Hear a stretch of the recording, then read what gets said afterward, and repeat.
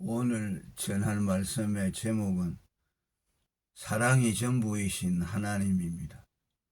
성경이 하나님에 대해 사랑의 하나님, 하나님은 사랑이 많으시다 같은 형용사적 혹은 서술적 정의를 하지 않고 하나님은 사랑이시다라며 하나님과 사랑을 동일시한 것에 주목해야 합니다.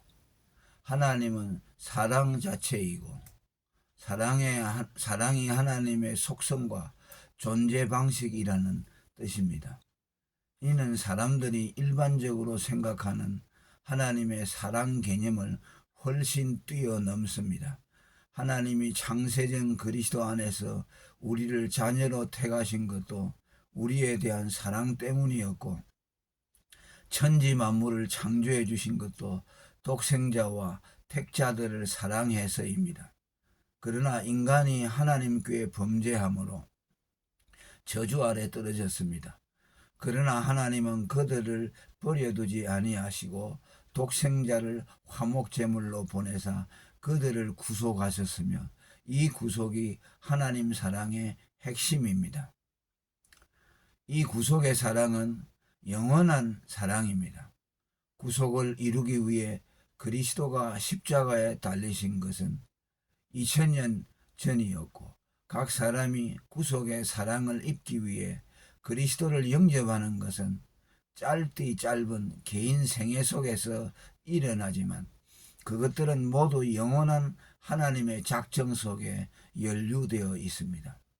하나님이 처음부터 너희를 택하사 성령의 거룩하게 하심과 진리를 믿음으로 구원을 얻게 하심이라. 데살로니가 후서 2장 13절. 여기서 처음이라는 말은 영원 전부터라는 뜻입니다.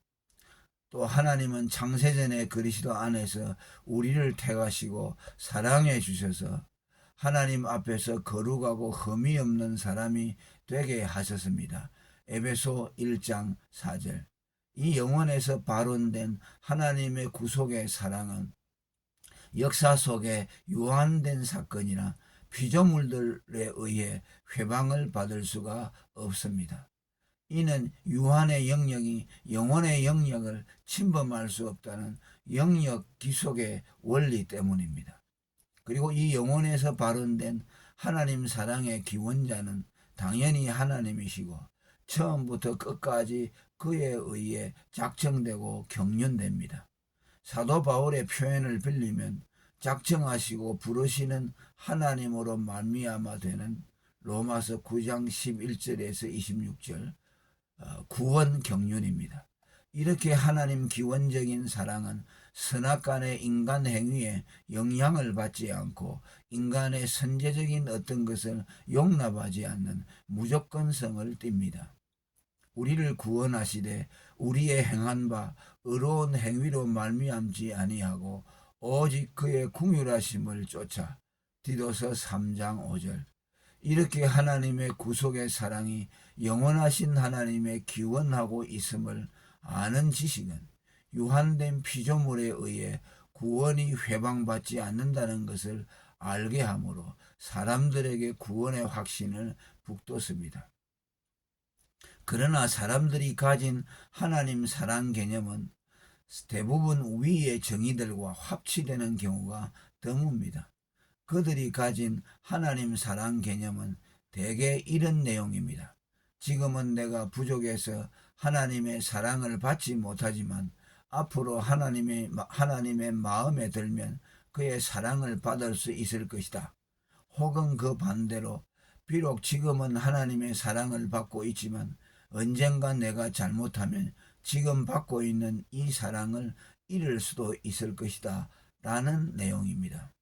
이들은 자기에 대한 하나님의 사랑의 기원을 영원한 하나님의 주권적 의지가 아닌 하나님 사랑을 받을 만한 근거가 자기에게 있게 된 시점에 둡니다. 곧 자기가 하나님을 열심히 찾게 된 시점, 아니면 자기가 하나님의 관심을 살 만한 어떤 행위를 하게 된 시점에서 하나님이 자기를 사랑하기 시작했다는 것입니다. 이렇게 하나님 사랑을 자신의 행위에 세울 때 사랑의 영원성은 소멸되고 제하기 나름인 조건적인 것으로 전락됩니다. 하나님이 우리에게 나를 사랑하라고 요구하신 것은 내가 너를 그렇게 사랑했으니 너도 받은 만큼 내게 사랑을 되돌려 달라는 반대급부적인 요구가 아닙니다. 혹은 피조물인 너는 창조주인 나를 마땅히 사랑해야 한다는 절대자의 전횡적 요구도 아닙니다. 사랑이신 하나님의 속성, 곧 사랑하고 사랑받고자 하는 갈망의 표출입니다. 사랑에 대해 오해하기 쉬운 구절 하나가 나를 사랑하는 자들이 나의 사랑을 입으며 잠언서 8장 17절 말씀인데, 이는 내가 먼저 하나님을 사랑해야 하나님도 나를 사랑한다는 조건적 의미가 아닙니다. 이는 하나님과 인간의 사랑에서 그 시작이 하나님이라고 성경이 못 박은 때문입니다. 요한 1서 4장 10절. 사실 이 말씀은 서로 주고받는 사랑의 순환 원리를 말한 것이지 사랑의 조건성을 말한 것이 아닙니다. 풀이하자면 내가 너희를 사랑한 것처럼 너희도 나를 사랑해 주려무나 내게도 너의 사랑이 필요하단다라는 뜻입니다. 비유컨대 엄마가 어린 자식에게 엄마에게 과자 하나 주면 나중에 엄마가 장난감 하나 사주지라는 말과 같습니다. 이는 엄마가 아이로부터 과자 하나를 받아야만 아이에게 장난감을 사준다는 뜻이 아닙니다. 엄마는 아이가 그에게 과자를 주든 안 주든 아이에게 장난감을 사줄 것입니다.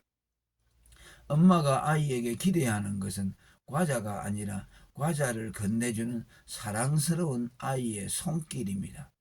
사랑이신 하나님이 우리에게 사랑을 요구하시는 것도 이런 의미입니다. 혹자는 스스로 자족하시는 하나님께서 무슨 피조물 인간들을 향해 사랑 타령이실까 하지만은 사랑이신 하나님이시기에 사랑에 목말라 하시는 것입니다. 예수님이 유대인들을 향해 다만 하나님을 사랑하는 것이 너희 속에 없음을 알았노라. 요한복음 5장 42절의 말씀에서도 하나님이 인간의 사랑을 갈구하고 계심을 알 수 있습니다. 하나님을 사랑하는 이들이 희귀한 시대, 오늘 또 주님은 우리에게 사랑을 구걸하십니다. 나의 누이, 나의 사랑, 나의 비둘기, 나의 완전한 자여, 문 열어다고 내 머리에는 이슬이, 내 머리에는 밤이슬이 가득하였도다. 아가서 5장 2절. 라고 업소하시는 예수님은 세상의 마음을 뺏긴 채 예수님을 문 밖에 세워놓은 교회들을 향한 예수님이 홀로 부르는 세레나데입니다. 하나님은 우리에게 독점적인 사랑을 또한 요구하십니다. 마음, 성품, 목숨을 다해 하나님을 사랑하라는 성경 말씀은 일견 현실성 없는 무리한 요구처럼 보이기도 하고 하나님이 사랑을 명분으로 혹은 사랑을 가장하여 우리를 그에게 종속시키려는 율법적 요구처럼 보이기도 합니다. 그러나 이는 살아계신 하나님이 오직 나만 사랑해달라는 독점적 사랑의 요청입니다. 곧 남겨지거나 유예된 것이 없는 전부의 사랑을 받고 싶다는 요청입니다. 이는 사랑의 속성을 말한 것이기도 합니다. 왜냐하면 참 사랑이란 결코 부분적이거나 나누어질 수 없는 독점적 속성을 갖기 때문입니다. 아내가 남편을 사랑한다면 당연히 남편에 대한 독점력을 갖지 사랑은 나누는 것이니 다른 사랑 여성도 사랑하고 나도 사랑하라고 할 수 없습니다. 또 남편이 또 다른 여성을 사랑하면 질투를 느끼는 것이 정상입니다. 여기서 질투는 성경이 정죄하는 육체의 열매로서의 질투가 아닙니다. 오히려 사랑의 진실됨을 담보합니다.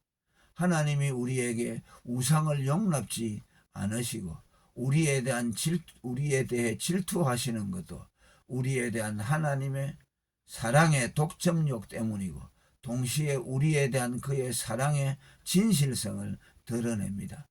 이 독점적 사랑은 우리에 대한 하나님의 요구 이전에 먼저 우리에 대한 그의 사랑이 그러합니다.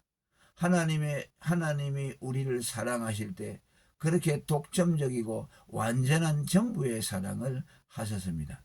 하나님은 자신의 목숨을 내어주실 만큼 우리에게 전부의 사랑을 하셨고 열방 가운데서 오직 우리만 알 정도로 독점적 사랑을 하셨습니다. 한순간도 우리를 망각하지 않고 우리에게서만 시선을 고정하기 위해 우리를 당신의 손바닥에 새겼습니다. 마지막에는 아예 우리와 떨어지지 않으시려고 우리 안에 성령으로 들어와 거하십니다. 이렇게 우리를 향해 독점적이고 완전한 사랑을 하신 하나님이 우리에게도 그런 사랑을 요청하는 것은 지극히 당연합니다. 자신이 우리를 전부의 사랑, 독점적인 사랑을 했기에 우리에게도 그런 사랑을 기대하시는 것입니다. 옛날 우상에게 마음을 뺏겨 하나님께 무관심했던 이스라엘을 향해 종일 손을 내밀며 사랑을 구걸하셨던 그 하나님은 오늘도 간음하는 여자처럼 세상을 사랑하는 성도들을 향해 나만을 사랑해 달라고 구걸하고 계십니다. 할렐루야.